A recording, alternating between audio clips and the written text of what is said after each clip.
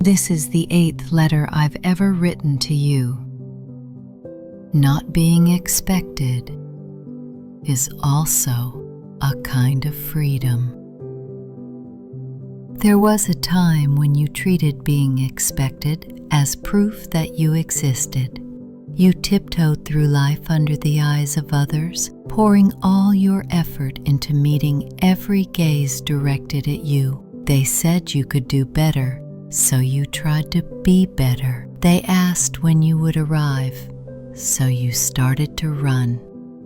But somewhere along the way, while trying to meet those expectations, you began to lose sight of the self that no one was waiting for, and where you truly wanted to go. Then one day, surprised, you realized you didn't have as many people watching as you thought. Most of those expectations had been imagined, created by your own mind.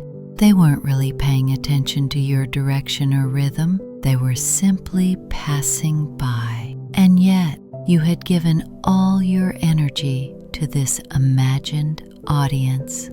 At first, that realization felt deeply painful. You were like a dancer performing under the illusion of a crowd, only to discover the theater had long since emptied. But it was in that silence that you finally heard your real breath. No applause, no urgency. For the first time, you could slow down, pause even, and look into yourself without distraction. In days without expectation, you gradually came to understand a new kind of freedom. You began to do things no one ever asked you to do. Each morning you brewed tea, not for health, not for ritual, but simply because you loved the quiet motion of it. At dusk, you sat by the window, watching sunlight spill through the sliding door onto the tatami floor, doing absolutely nothing. Sometimes, you played the same long melody over and over, letting it drift through your space without purpose or meaning. You also started allowing yourself to be not so productive, not so efficient, not so perfect.